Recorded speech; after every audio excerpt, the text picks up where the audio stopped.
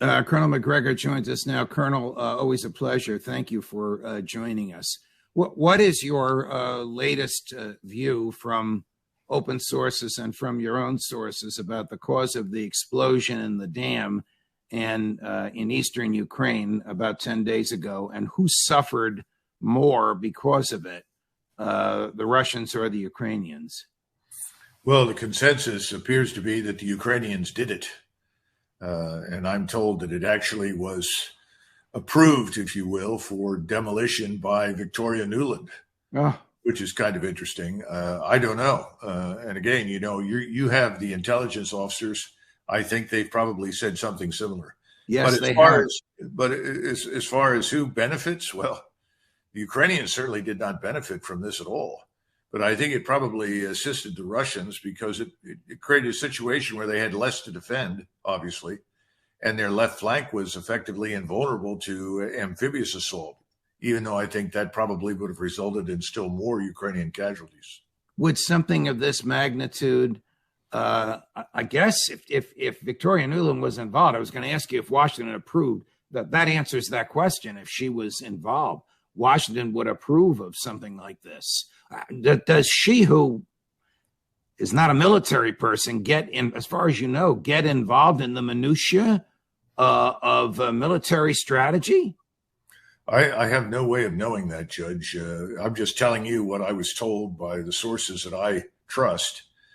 And it seems reasonable that if you're going to take a big action, any sort of big action, you're going to send your special operations forces into Russia, try to assassinate someone, fly drones into the Kremlin or something, you're probably going to ask your sponsors in Washington, what do you think? And that means that she's going to be involved. She's been involved in everything happening in Ukraine, really, I would say now for at least 14, 15 years, if not longer. The spring offensive is becoming a summer offensive. What is your take? What is your understanding of its success or its failures thus far, and its likely progression from this time forward? There are a lot of interesting reports out there, and if you have time, and I don't think most people do, you begin to look at these reports of Ukrainian gains, you discover that in many cases, the areas where they are claiming that they made gains are nowhere near the battlefield. They're not even in the security zone. And a few times they'll point to some ruined buildings, 2 or 3 at a time inside the security zone. And that's this 15 to 25 kilometer stretch of territory beyond the main defensive belt that the Russians have constructed. So I would tell you there would be no gains at all because everything always hinged on the ability of the Ukrainian counteroffensive to reach the main defensive belt, crack it, move through it in order to reach something of importance like Melitopol. It hasn't happened. And we're now at least 11 days into what the Ukrainians said would be a 2-week offensive. How much they've got left is anybody's guess. The last time I looked, there were supposedly still 12 brigades in reserve. Now, are those full-strength brigades? Or, conceivably that could be 60,000 men if they're up to 5,000 each. Or are they 4,000? Are they 3,000, 2,000? I don't know. But at this stage of the game, they have not yet committed those last remaining reserves. Would those last remaining reserves be the last remaining reserves, period, for the duration of the war, or just for this offensive? Because 60,000 men doesn't sound like a lot to me when you consider what Putin has. Well, I'm told the likely number is closer to 35 to 40,000, not 60. I don't think there's much left, frankly. And I think that's reflected in the headlines that you're getting out of Washington right now. The discussions about, as we talked last time, frozen conflict, setting up some sort of halfway house. Washington knows that Ukraine is close to collapse. It very definitely is. The country is destroyed. The military has been weakened beyond imagination. You're talking about people that are being thrown into action without adequate artillery support, without adequate protection in the air and missile defense category. So when you don't have those kinds of protections and you send in troops, many of whom are green or inexperienced, you see one catastrophe after the next. And at the same time, as we pointed out before, the Russians have now become much, much better than they were a year and a half ago. I think they're probably the best army in the world at this point. They're very competent, very well organized. They're now able to mine behind advancing Ukrainian troops by air delivery of mines from helicopters, from artillery. This thing has gone very badly for the Ukrainians. We don't know how many people they've lost, and they're not going to tell us the truth, Judge. But I've never heard of this before, so forgive my ignorance. What is an air-delivered mine? Is that a mine that sort of self-digs? No, these are mines that can be delivered from an airplane, from a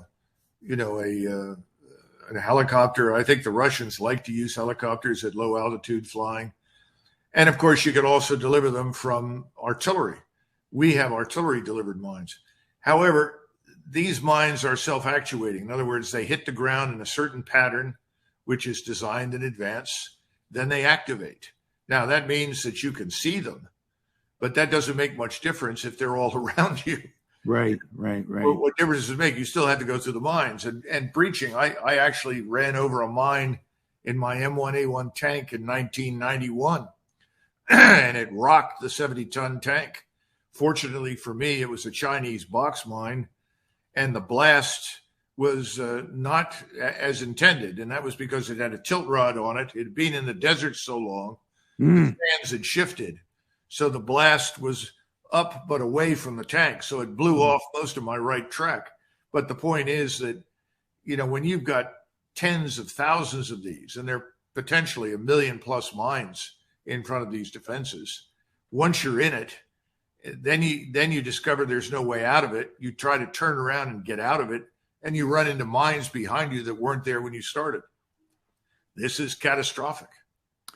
Here's Yevgeny Prigozhin. It's a rather measured talk by his standards, analyzing or explaining his view of the success or lack thereof of the Ukrainians in their offensive. It's in Russian with subtitles, so for the benefit of our friends who are listening as opposed to watching this show, I will read the subtitles aloud. Words, what's happening? The following is happening. Ukrainians began an offensive. I'm saying all of this. With the offensive, they do everything competently. They're cutting off certain areas in the Zaporizhia direction. They're moving carefully, calmly. They lost a couple of Leopards and Bradleys. These are normal combat losses. I'm not saying this to promote them, but to judge sensibly. For now, in my view, and according to the valuation of the military on the ground, not enough is being done to counter the enemy. Pretty pessimistic on his part, no? Again, Prigozhin is an interesting character. I think he has aspirations that are political in nature. I also think he's close to Putin. And if he says something like this, I'm sure that Putin has approved it. Putin just spoke the other day, Judge. I don't know if you've read his remarks in English. Oh, I have. We have some clips of it for you. He was nothing short of brilliant in some of his analyses, but you know this far better than I, Colonel. Here he is with some remarkable candor is the way I'll describe it. And again, I'll read the subtitles. During this time, and they've lost over 160 tanks, over 460 armored vehicles of various types. This is just what we see. There are still losses that we do not see that are inflicted. The Russian Federation has also been using high-precision weapons, attack large concentrations, so there are actually more of these losses on the Ukrainian side. And so by my calculations, it's about 25, maybe 30% of the volume of equipment that was supplied from abroad. Here's about, it seems to me that if they count objectively, they'll go along with it. But as far as I've seen from open sources, from Western sources, that's about what they seem to be saying. Here. So the offensive is on. These are the results to date of what I just said. Now, this is part of a 3.5-hour interview, as you know, because you've read the transcript, or maybe you read it in the original Russian, as our friend, our friend Ray McGovern did. But God bless him.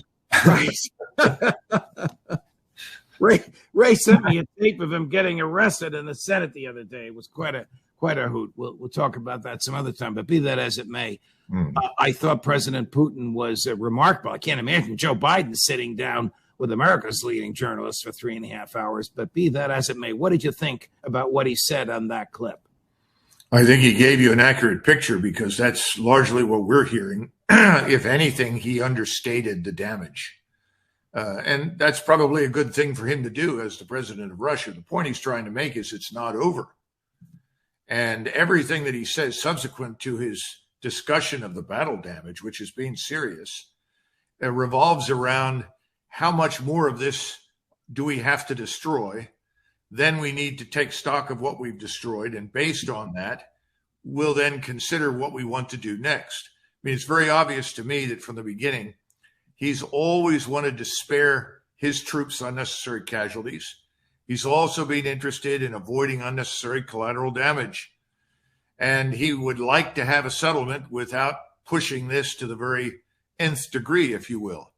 But I think he knows that you're going to reach a point where they've destroyed so much, it doesn't make sense to sit still anymore. You might as well attack, because there won't be any negotiation, and get this over with. I think he's nearing that decision point, but not until he's convinced this offensive is over, and he wants to see an accurate picture of just how much is being destroyed. Here he is again. This time he's talking about what happened in 2014. I hope Mrs. Newland is listening. But listen, this was not the first coup. And how did Yushchenko come to power in Ukraine? What? As a result of legitimate elections. Do you want me to show you how he came to power? We know that they came up with a third round of voting. What bloody third round? It's not provided by the Constitution. This was a coup. But at least it was passed in a relatively peaceful way, and we communicated with them. I went there. They came to us. No, it came to a bloody coup d'etat. It has become obvious that we are not given any chance to build normal relations with our neighbors and with the fraternal Ukrainian people. That's pretty candid, Colonel. You know, I think he's telling the truth. Remember, when he first went in there, he went in with some assumptions that turned out to be fundamentally invalid, the most important of which was that someone in the West was willing to talk to him. There never was anyone. Right. And when the discussions got off the ground with the Ukrainians, as soon as there was a hint from Zelensky and his representatives that there could be some sort of agreement, what happened? The rug was pulled out from underneath the whole thing. Washington does not want an agreement. Washington's goal remains unchanged. The problem is Washington's goal of destroying Russia, ruining its economy, demoralizing its population, creating unrest, et cetera, has all failed. It's hopeless. It's not working. Washington is losing dramatically. That's unambiguously clear. So Putin is saying, look, we're going to see what's left, determine what is there, and then if we think it's time, we'll move, and I'll let you know my decision. I think that just means he's going to sweep north and then eventually over to Odessa. He's going to take what he said he would. He's going to seize the cities and the territory that is historically Russian. I don't think he wants to go much further, but if pushed, he will. We're going to take a break. When we come back, I'm going to ask the Colonel, does Joe Biden really expect Ukraine to be in NATO? And what about the nukes that are in Belarus? Right after this. You want to feel safe in your vehicle. And for you, That means easy, rapid access to your firearm. But safety also means your items don't fall into the wrong hands. You don't have to choose between safety and convenience. The headrest safe keeps your firearm where you can access it, and no one else can. Just order your headrest safe, install it yourself when it arrives, and enjoy peace of mind. It starts at theheadrestsafe.com. Here's President Lukashenko, Colonel, just yesterday talking about nukes and the strength of them. Again, I'll be reading the subtitles. Belarus's Lukashenko said they've started taking delivery of Russian tactical nuclear weapons. Quote, "We have missiles and bombs that we have received from Russia, 3 times more powerful than those dropped on Hiroshima and Nagasaki. There, more than 80,000 people died instantly, 250,000 overall. That's from one strike, and this one is 3 times more powerful. I don't know, up to 1 million people would die immediately if, God forbid, we used this weapon. The storage of nuclear weaponry is all over. We have lots of storage facilities. We really have a lot of them. We have already restored 5 or 6 of them, and we will restore more. We will spread them out. We won't keep it all in one place." Okay, is this to be believed? Has President Putin shipped nuclear weaponry 3 times as powerful as what President Truman dropped in 1945 into Belarus? Well, I once asked a French officer who had participated in the development of the French nuclear force, said, "How many nuclear warheads do you think we really need?" And he immediately said, 1. And I said, "What do you mean 1? He said, "It's so terrible. That's really all you need." He said, "I don't know why people keep building these arsenals and making them larger, because no one in their right mind would use it." I think that's the message from Lukashenko. Now, Lukashenko was a target for regime change. We did go in there, this is about a year ago, and try to stimulate revolutionary forces to remove him. It didn't work. And I think he's been very concerned about the potential for Lithuania in particular, perhaps Latvia, both to sponsor or provide assembly areas for NATO forces along with their own to move into Belarus. Remember, there are only about 8 million people that live in Belarus. I mean, it's a large area, but there aren't very many people in it. And I think Putin finally agreed, all right, we'll put some tactical nuclear weapons forward to make it clear that you have access to these things, to reassure him. Remember, we have tactical nuclear weapons on the ground in Germany. We have them at sea in the naval forces, surface and submarine. We have them in Italy. We have them in Turkey. So it's not as though this is a startling development. Wasn't there to have been, or weren't we to have expected, or didn't we anticipate a coup in Belarus a few weeks ago that was allegedly going to be supported by Polish troops?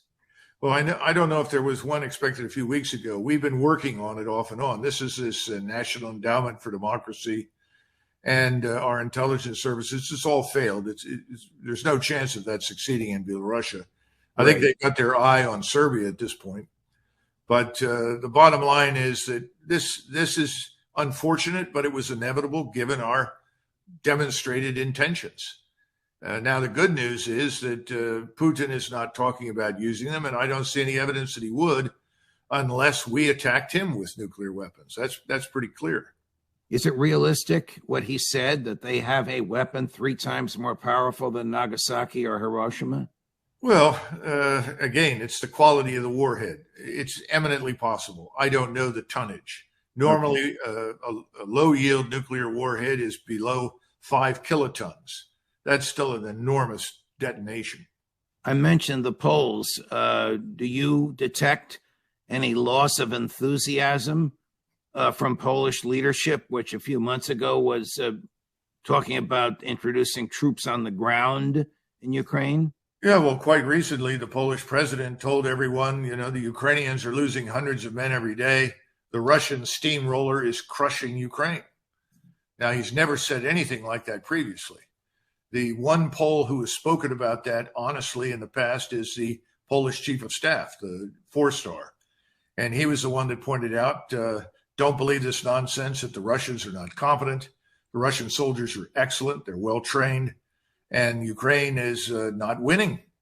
But now we have it from the president of Poland. I hope that that dampens any enthusiasm for moving into Western Ukraine, which I think would be very dangerous. Will it dampen any enthusiasm amongst President Biden or Chancellor Scholz or the Prime Minister of Great Britain to push for Ukraine's? It's hard for me even to articulate this, but I have to ask you because this is the stuff we're reading. Ukraine's entry into NATO? Listen, I think it's very important that we discuss this. The New York Times carried a story this morning saying that there was a groundswell of support to bring Ukraine in quickly. Ooh. Now, if you were looking once again for evidence that Ukraine is on the verge of collapse, this is excellent evidence. Stop and consider this for a minute. Why would you now want to rush something that months ago you said could not occur for years? Remember, the standard position was, well, we weren't going to bring in Ukraine immediately anyway because they're not ready. That was the argument last year. Now suddenly we have to bring in Ukraine. Why? Well, I think the reason is very clear. We're losing. Our position is eroding in Ukraine. The Ukrainian army is being devastated, exactly what the president of Poland said. This, of course, is what President Orban in Hungary warned would happen. It's happened. So if you know that you're losing and you don't want to admit that you've lost, if you're trying to regain face, in other words, recover somehow or another publicly, unfortunately, there is a tendency historically to widen the war. Make it worse. How do you do that? Bring in Ukraine. And the globalist allies in Berlin and other capitals in Western Europe in particular are all cheering this on because they're in the same boat as Biden. They're very much at risk of losing their positions in government across Europe. And this can be done without consulting the electorates. In other words, you just declare war over the head or over the heads of the people that elected you to power. Suddenly, we're at war now. Can it be done over the resistance of Viktor Orban, the president of Hungary, the one Western European leader who gets it? I would think not, simply because under the treaty, he has veto power. All it takes is one member that says, no, I'm not going to support this. But we've seen so many things happen that are unprecedented, so many things, frankly, that violate our own United States Constitution on a routine basis.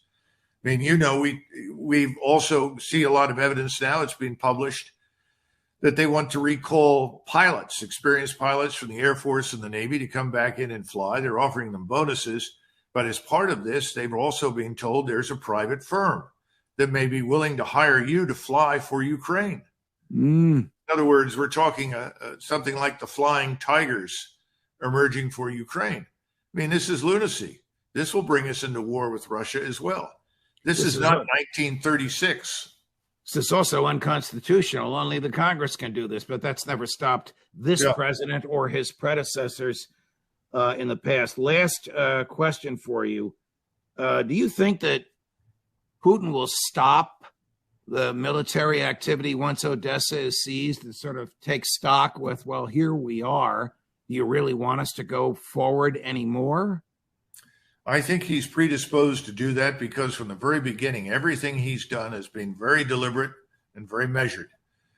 I thought when he went in to begin with that he would spare nothing and make his point early that, Russia is going to devastate you. We're not going to put up with anything. I was wrong. He went in with a small force. It was very incremental.